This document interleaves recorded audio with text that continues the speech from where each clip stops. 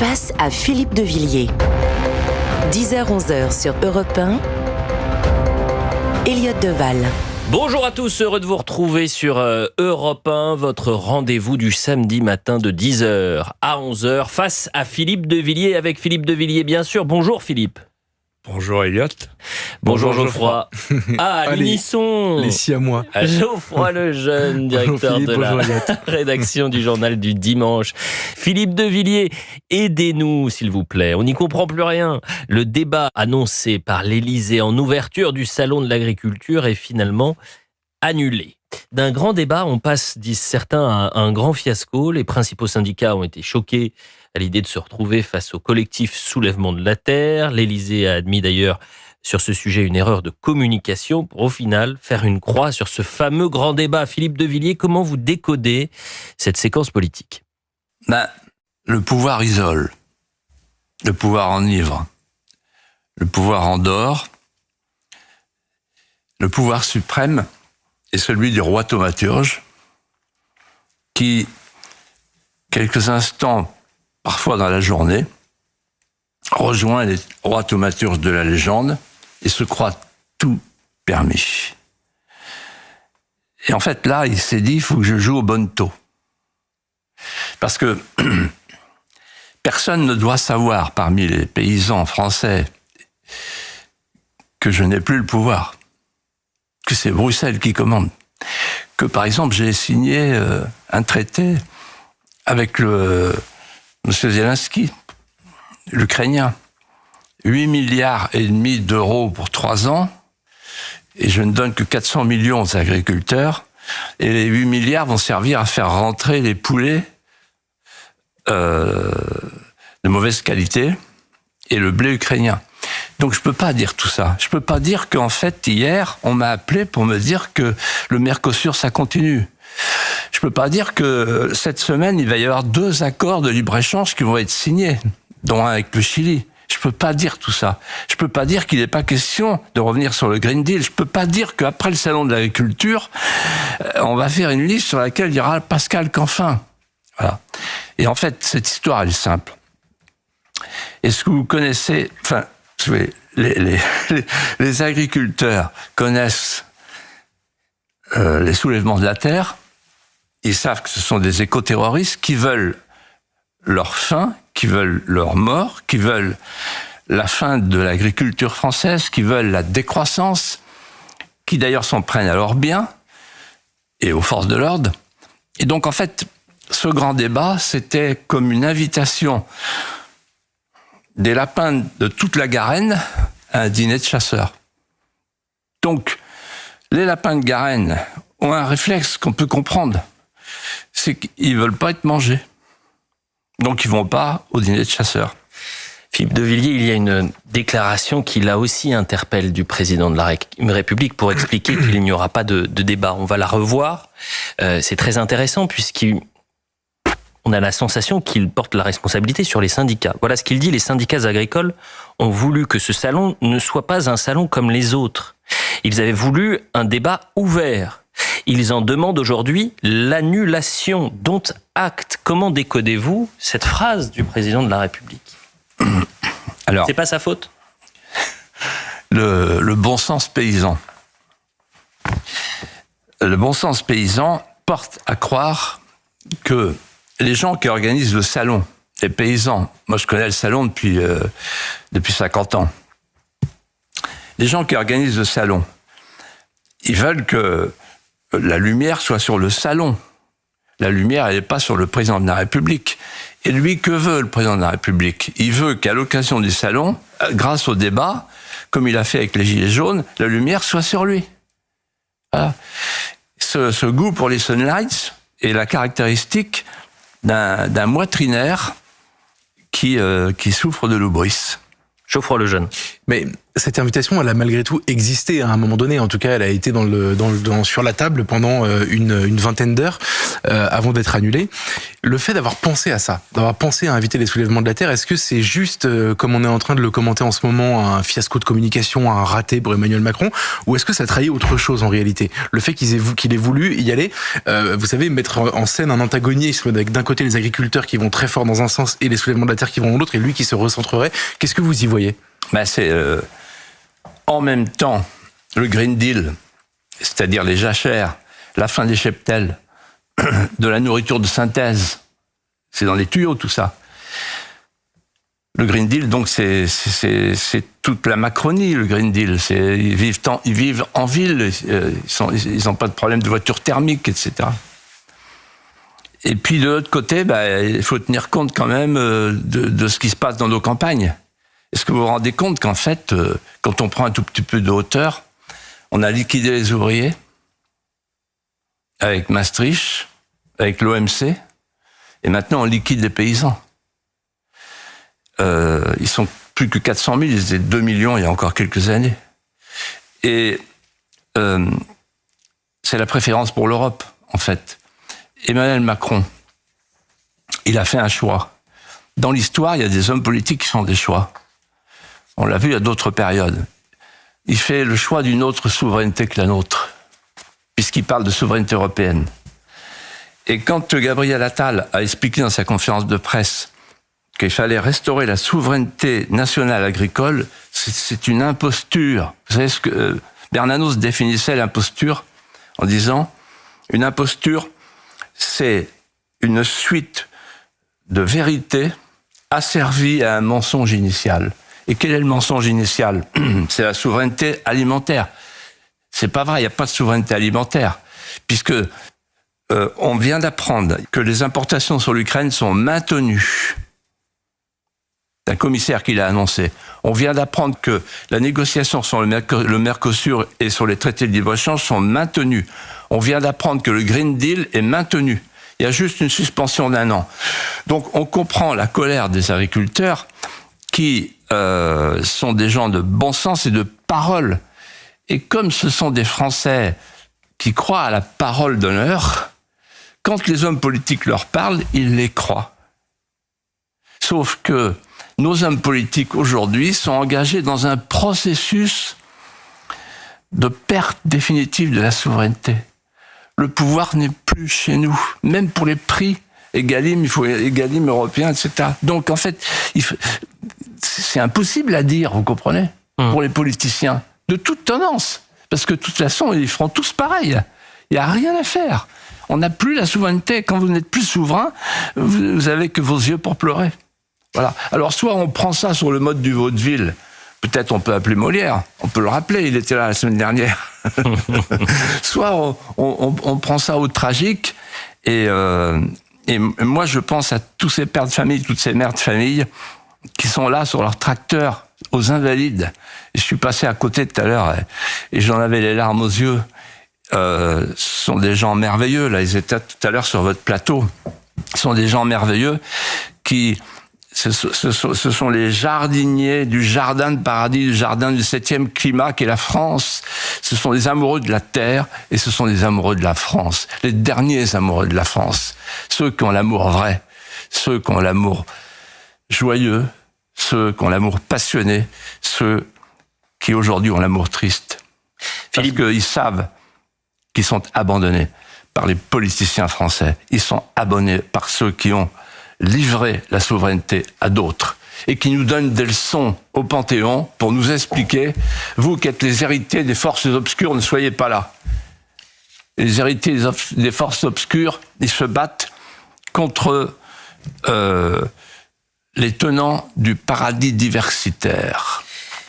Philippe de Villiers, vous avez dit il faut prendre un peu de hauteur il y a quelques instants. Je voudrais qu'on revienne sur ce débat qui est donc annulé, sur la volonté de vouloir échanger avec des agriculteurs et des mouvements écolos radicaux, parfois violents.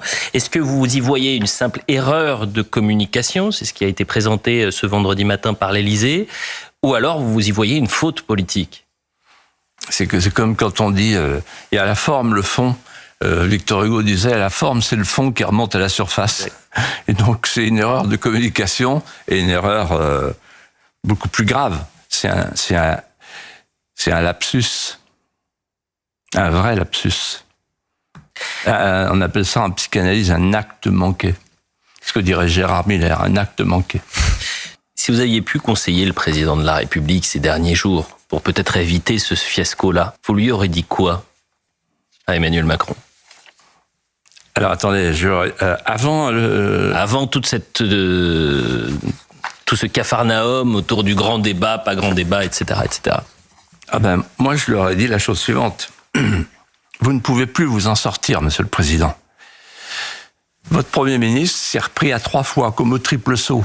Au saut à la perche et aux 3 essais. Bon, les 3 essais sont passés et il ne s'est rien passé. Il ne vous croit pas. Il ne nous croit plus. Il ne nous croit plus parce qu'en fait, on ne leur dit pas la vérité. Donc vous n'avez plus qu'une seule solution, Monsieur le Président, pour qu'ils vous croient. C'est de leur dire la vérité. Leur dire, voilà, on va rapatrier le pouvoir. Parce qu'on ne peut plus.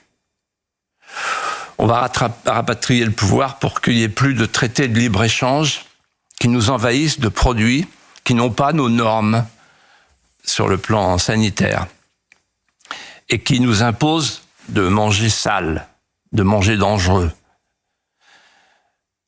On va arrêter les importations en Ukraine, remettre des droits de douane nous-mêmes, puisque l'Europe ne veut pas le faire.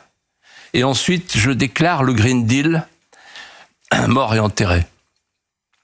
On est bien assez grands, nous les Français, pour concilier l'écologie et la production agricole. En d'autres termes, Monsieur le Président, il faut que vous disiez ceci à la France entière, au triptyque fondateur du marché commun, qui a été produire, protéger, exporter. On a substitué un triptyque mortifère. Au lieu de produire, consommer. Au lieu d'exporter, importer. Et au lieu de protéger, ouvrir. C'est fini, on revient au triptyque fondateur. Désormais, l'agriculture française, protégée par le pouvoir politique, sera établie sur le triptyque produire, protéger, exporter. C'est-à-dire la France doit redevenir dans 10 ans la première puissance agricole d'Europe.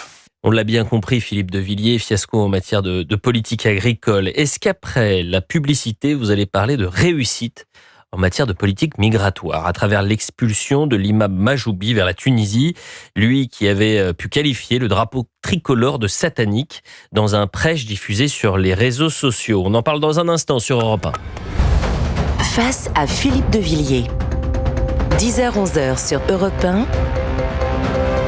Elliot Deval. De retour sur Europe 1 pour Face à Philippe de Villiers, toujours avec Geoffroy Lejeune, directeur de la rédaction du Journal du Dimanche. Parlons de l'expulsion de l'imam Majoubi, expulsé vers la Tunisie. Lui qui avait pu qualifier le drapeau tricolore de satanique dans un prêche diffusé sur les réseaux sociaux. Quelques jours plus tard, il n'est donc plus sur le territoire national. C'est Gérald Darmanin, le ministre de l'Intérieur, qui l'a annoncé. L'imam radical Majoubi vient d'être expulsé du territoire national moins de 12 heures après son interpellation. C'est la démonstration que la loi immigration, je cite toujours le ministère de l'Intérieur, sans laquelle une telle expulsion aussi rapide n'aurait pas été possible, rend la France plus forte. Nous ne laisserons rien passer. L'imam qui a d'ailleurs réagi ce vendredi, on m'a cassé en 1000 morceaux, on a fait circuler des mensonges sur moi, c'est faux, je vais me battre dans le pays des droits de l'homme, je ne vais pas me laisser faire. Il assure être chez lui en Tunisie, au soleil, plutôt qu'en train de pleurer sur un coin de son lit, et entend tout faire pour revenir en France. Vous avez donc la teneur de tous les propos qui ont pu être diffusés ces dernières heures. Philippe de Villiers, c'est une réussite pour le ministre de l'Intérieur sur le fond. Et sinon, quelle est la signification de ce grave incident? Est-ce un fait isolé ou faut-il y voir un problème un peu plus profond? C'est un problème qui est double en fait. Le premier problème, le ministre a bien réagi, mais maintenant il y a les juges. Et là, c'est une autre affaire. Souvenez-vous du terroriste ouzbek, souvenez-vous du Conseil d'État, souvenez-vous de la Cour européenne des droits de l'homme. Là, la chanson va commencer, là. Parce que il a des avocats, l'imam. Donc, la messe n'est pas dite. On est à l'introïte. Alors ensuite, il y a la question de fond. Dans l'arrêté, j'ai bien lu, il y a l'expression lecture littérale de l'islam. Cette expression m'a alerté.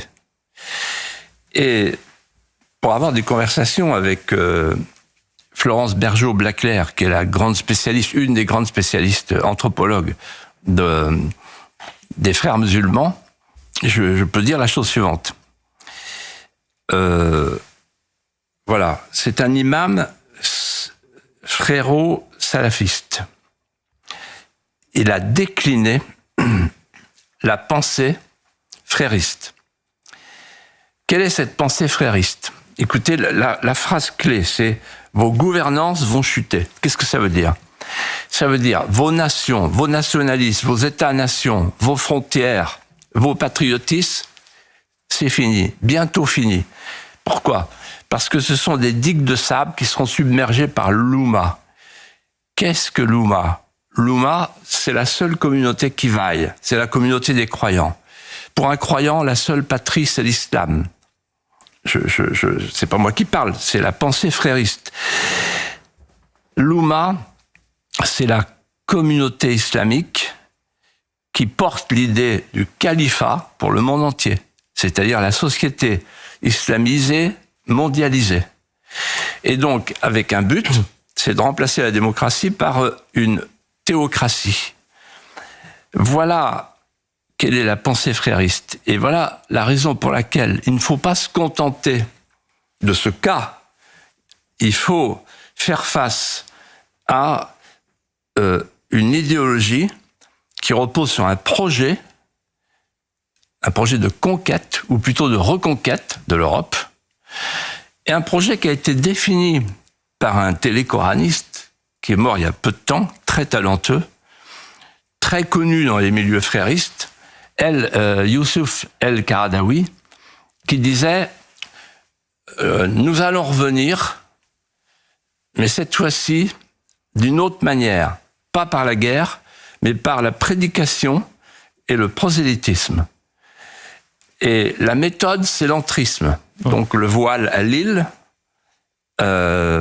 l'entrisme, la nourriture halal, l'entrisme. La méthode de l'entrisme repose sur nos faiblesses. C'est-à-dire, on dit le vivre ensemble, les minorités, la non-discrimination, tout ce qui est dans notre droit une faiblesse et une ouverture. Il s'appuie là-dessus et petit à petit, il gagne du terrain. Il gagne du terrain, pourquoi? Parce que en face d'eux, il y a des élus locaux.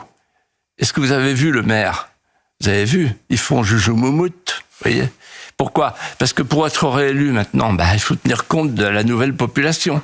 Nous sommes pris au piège de notre propre système. Geoffroy Lejeune. Vous avez commencé votre propos en disant que l'imam pourrait potentiellement revenir, que c'est les juges qui allaient décider. Gérald Darmanin a dit dans ses commentaires de l'affaire que grâce à la loi immigration, il avait pu partir. En réalité, c'est un peu plus compliqué que cela. Si le sort de cet imam est suspendu en effet au tribunal administratif, puis au Conseil d'État et à la Cour européenne des droits de l'homme, je fais le lien avec la question précédente de l'agriculture, mais en réalité, ce que vous nous dites, c'est que le pouvoir n'a plus le pouvoir. Sur la question migratoire non plus. Sur la question migratoire, c'est comme l'agriculture. Non. D'ailleurs, il y a un pacte là qui vient de sortir. Ça y est, le pacte migration et asile qui répartit les migrants. Qui répartit les migrants par pays et avec une sanction, 20 000 € par migrant refusé. Donc en fait, pour l'Europe, pour l'Union européenne, je vais être très précis, l'immigration n'est pas un pis-aller, c'est un projet. Et ce projet, il est soutenu par la Commission européenne, notamment la fameuse commissaire Johansson, dont on reparlera peut-être au cours de l'émission. C'est une vedette, celle-là. Et aussi par les cours suprêmes. C'est-à-dire qu'on a 5 cours suprêmes qui s'acharnent à démolir notre droit, c'est-à-dire le droit de protection de nos ressortissants. 5 cours suprêmes. Il y en a à Bruxelles, à Strasbourg, et puis il y a notre fameux Conseil d'État. Bon.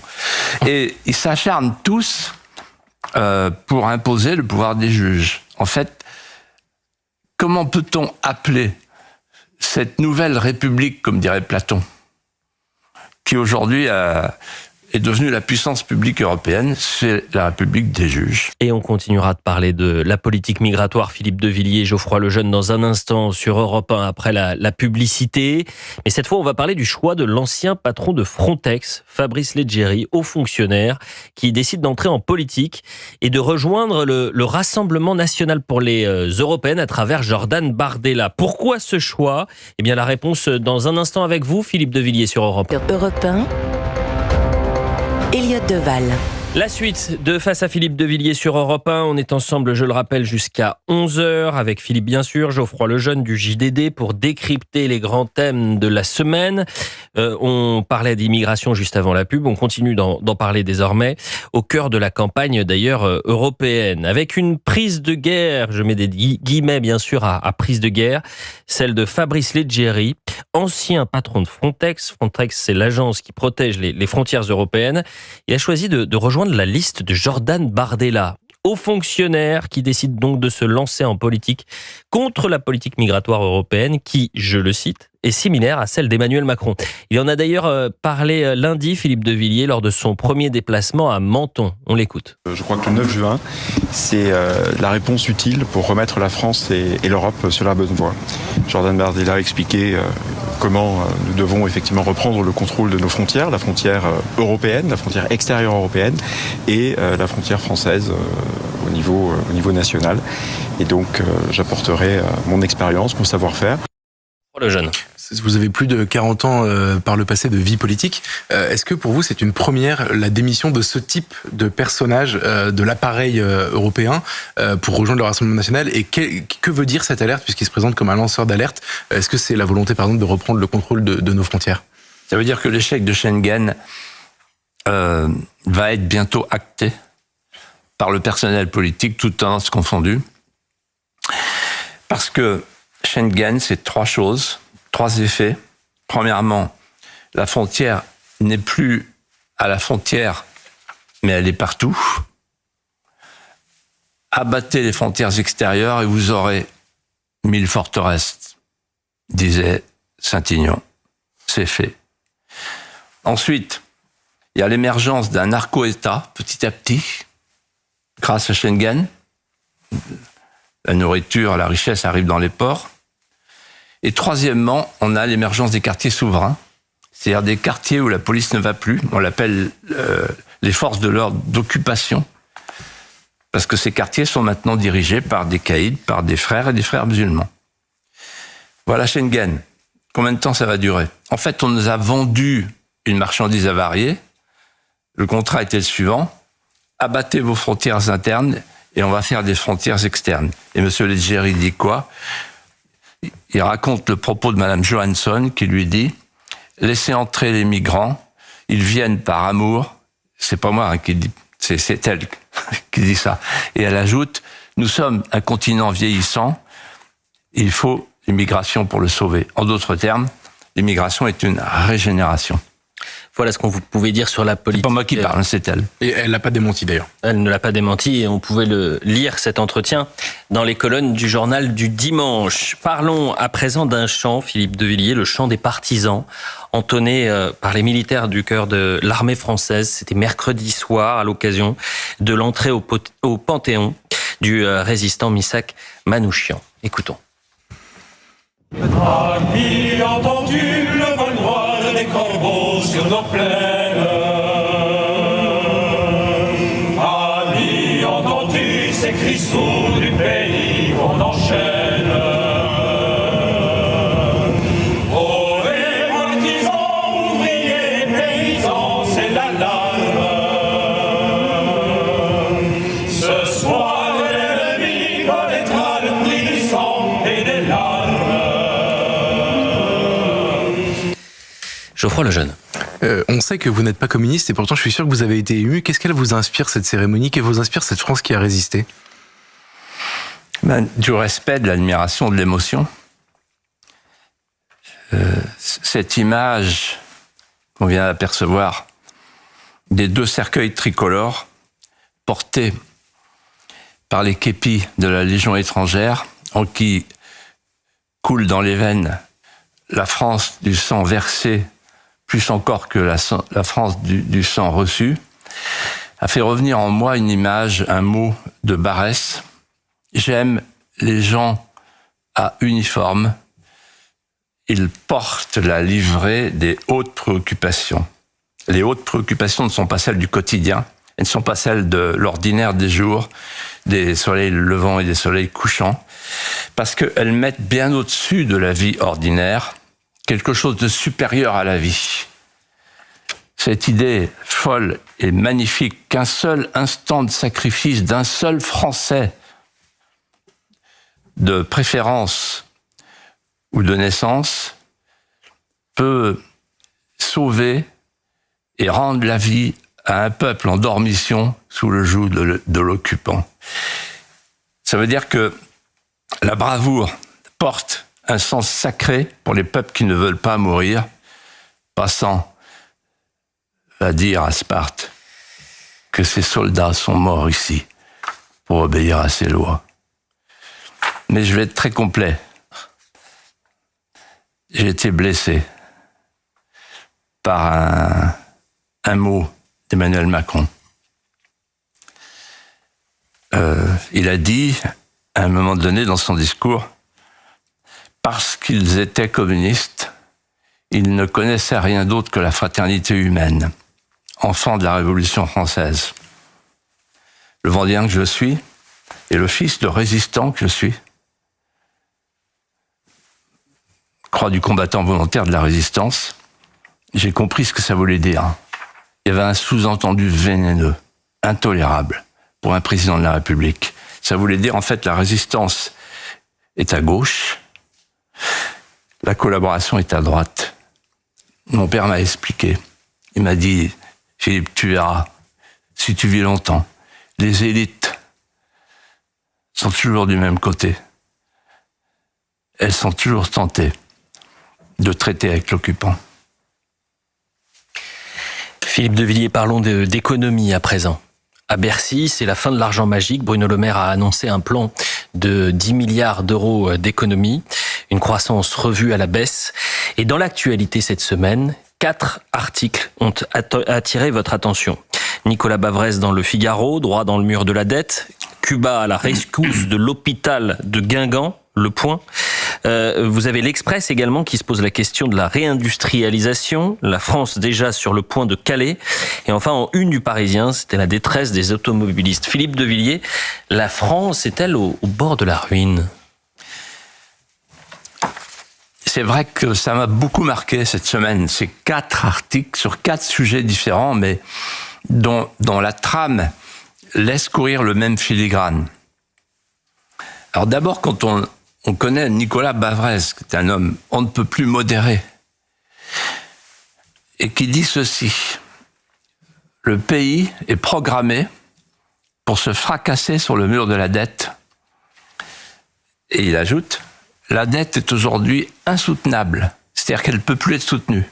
Les marchés financiers, l'Allemagne, qu'est-ce qu'on va faire avec les taux d'intérêt réels qui remontent? Ensuite, nos prélèvements obligatoires qui regardent en point de mire ceux de la Corée du Nord, 48%, contre une moyenne de 41% dans toute l'Europe.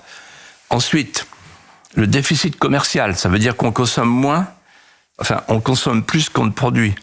Ça veut dire qu'en fait, les 2 moteurs économiques aujourd'hui qui font tourner l'économie, c'est la dépense publique et c'est la consommation. C'est pas bon signe. Ensuite, il y a ce constat, la tiers-mondisation de nos services publics. Cette semaine, il y a eu 2 annonces.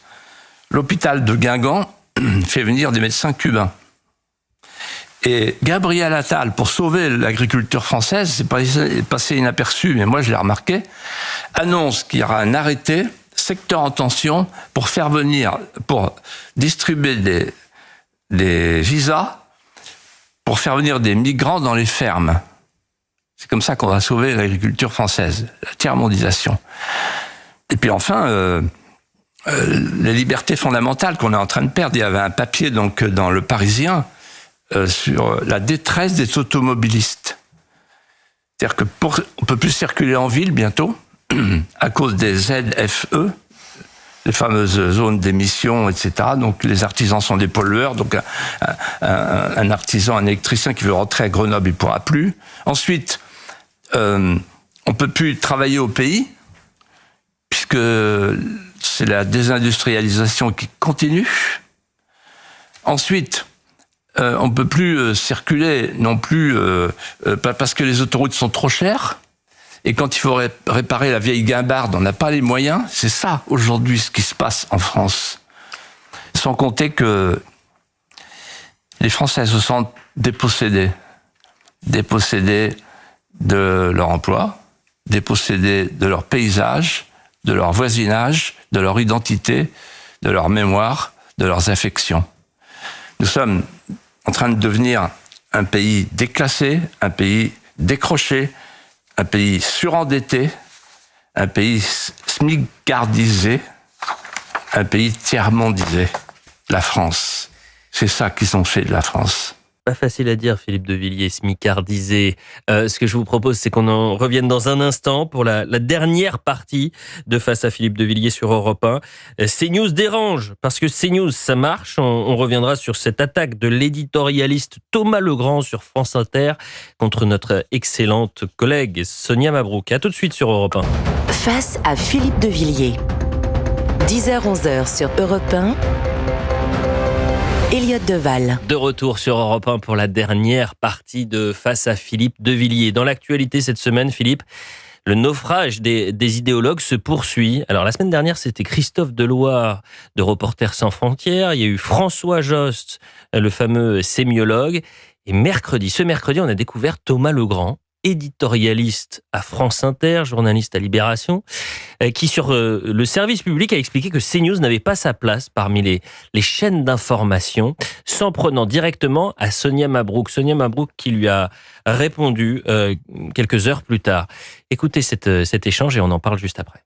Sonia Mabrouk passe son temps à inviter des confrères généralement de la bolosphère qui n'ont pas fait de reportage. Elle passe son temps à inviter. Elle est intervieweuse le matin de politique. Mais est-ce que d'Éric Raoult, de Onfray qui explique. Non, là pour le coup, elle reçoit toute la classe politique. Est-ce qu'une seule chose justifie qu'on caporalise CNews? Est-ce qu'une seule de ces choses-là répond des je m'en fiche de la Mais non, mais c'est fondamental ce débat.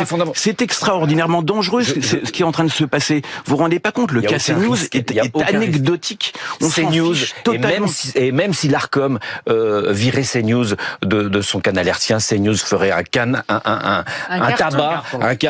tabac sur une chaîne YouTube et il se débrouillerait très bien. Monsieur Thomas Legrand, vous mettez en cause CNews et vous me mettez en cause nommément. Affirmant à tort que je reçois certaines personnalités, dont le professeur Raoult. Alors, il se trouve que je ne l'ai pas reçu, mais vous n'êtes pas, il est vrai, à un mensonge près, et quand bien même l'aurais-je invité et l'aurais-je reçu comme tant d'autres confrères et consoeurs dans différentes chaînes et sur différentes ondes, eh bien, je ne m'en excuserai pas et certainement pas auprès de vous. Mais vous allez plus loin puisque vous mettez en doute mon statut de journaliste. Mais qui êtes-vous pour le faire ainsi? Qui êtes-vous pour parler ainsi? Et puis du haut de quel magistère est-ce que vous vous exprimez? Avez-vous été nommé arbitre des éloquences de notre métier, qui est ma passion depuis 20 ans? Mon numéro de carte de presse est le 107 434. Oui, je dois le donner aujourd'hui. Mais il semble qu'à vos yeux, ce soit plutôt un matricule, puisque votre seul but est de m'enfermer, de nous enfermer dans un cadre qui dépasse, semble-t-il, très largement vos compétences, vos capacités et vos facultés. Geoffroy Lejeune. Qu'est-ce qui vous a inspiré, Philippe, ce dialogue entre Thomas Legrand et notre amie Sonia Mabrouk? D'abord, il faut savoir qui est Thomas Legrand. C'est quelqu'un qui pense que le journalisme, c'est la gauche. Parce que la gauche transforme. Delphine Ernotte avait dit ça comme ça. La droite, elle comprend pas. La droite, elle ressasse le fascisme, vous voyez. Pour lui, il est sincère, vous voyez. Ça me rappelle un mot de Monterland. Ce qu'ils ne vous pardonnent pas, monsieur, c'est leur médiocrité. Et un autre mot de Méphisto de Faust. Je suis l'esprit qui toujours nie. La gauche nie. Donc elle anéantit cette journaliste pleine de talent, reconnue pour son talent. Et elle est reconnue pour son talent comme intervieweuse. Tout le monde vient, il y a une liste d'attente. C'est tout dire. Ensuite, elle est reconnue pour sa plume, puisqu'elle est reconnue comme écrivain. C'est pas le cas de ce monsieur Legrand. Et puis enfin, elle est reconnue pour autre chose. Elle est franco-tunisienne et c'est une amoureuse de la France. C'est une amoureuse du roman national. C'est-à-dire, c'est une amoureuse des cathédrales. C'est une amoureuse de tout ce que déteste ce monsieur Legrand. Alors, on ne peut pas lui pardonner.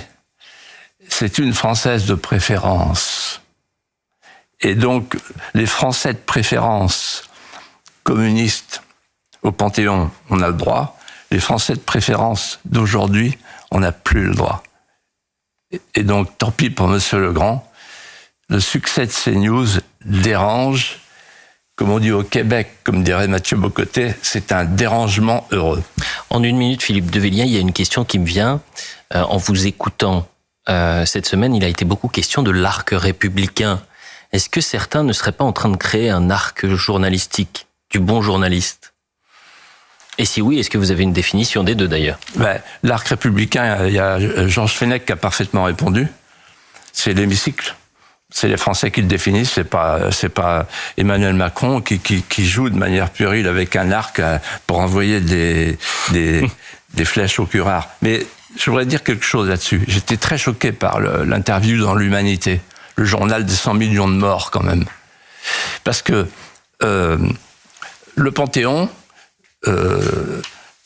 c'est un moment d'unité qui unit le regard et les confond vers le même hommage. Mais c'est aussi un moment de retrouvailles nationales, surtout dans une époque de désaffiliation où nos élites ont trop tendance à pratiquer la phrase de Drieux-La Rochelle, « Le temps des patries est fini ». Philippe de Villiers, que serait cette émission si on ne voyageait pas un peu dans l'histoire? Celle du procès de Jeanne d'Arc, ce vendredi.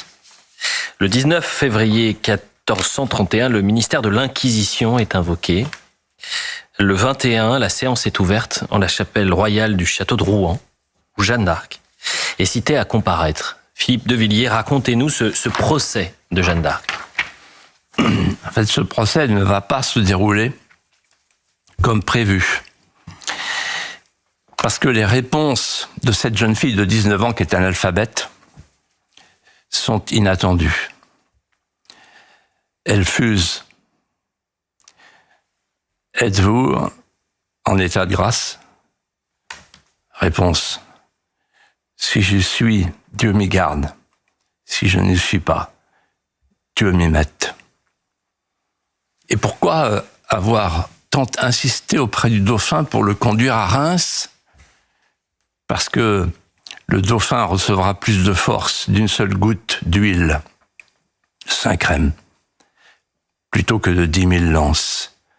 Et comment vous parlez, vos saintes? Elle me disait, Jeanne, fille de Dieu, fille de feu, fille au grand cœur. Les minutes de ce procès, je les ai lues. Elles sont authentiques, à la virgule près.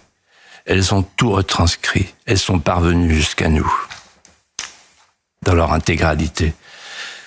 Les répliques de Jeanne, par leur fulgurance, composent, on peut dire, un chef-d'œuvre, sans doute le plus accompli que le génie allégorique français ait jamais déposé dans notre littérature. Du corps de Jeanne, il fallait qu'il ne restât rien.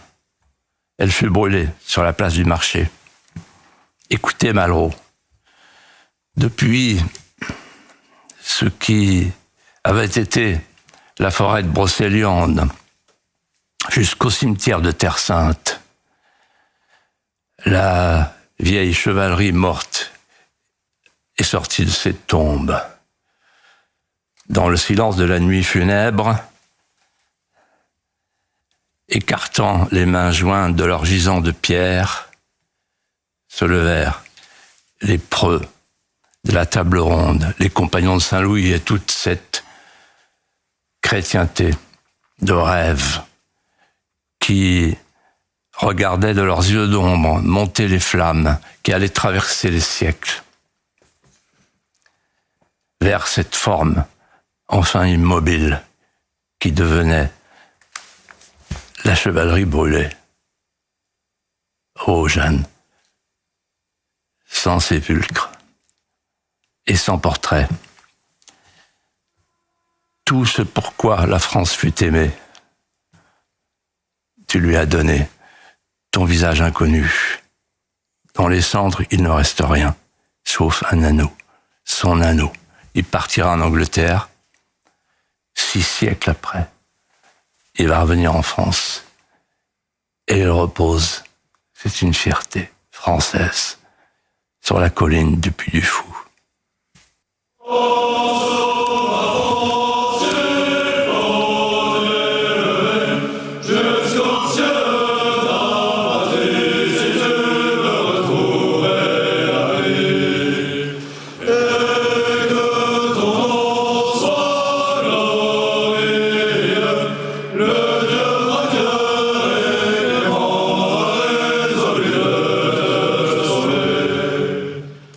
Et voilà l'anneau. C'est le bataillon de Saint-Cyr qui accompagne l'arrivée solennelle de l'anneau. Un moment d'émotion française. C'était quasiment il y a 8 ans, jour pour jour. C'était le 20 mars 2016, voilà. Philippe de Villiers. Voilà. Eh bien, merci beaucoup pour ce moment, Philippe de Villiers. Merci, Elliot. Merci à vous, Geoffroy Lejeune. Merci, Elliot. On se retrouve bien évidemment face à Philippe de Villiers la semaine prochaine sur Europe 1.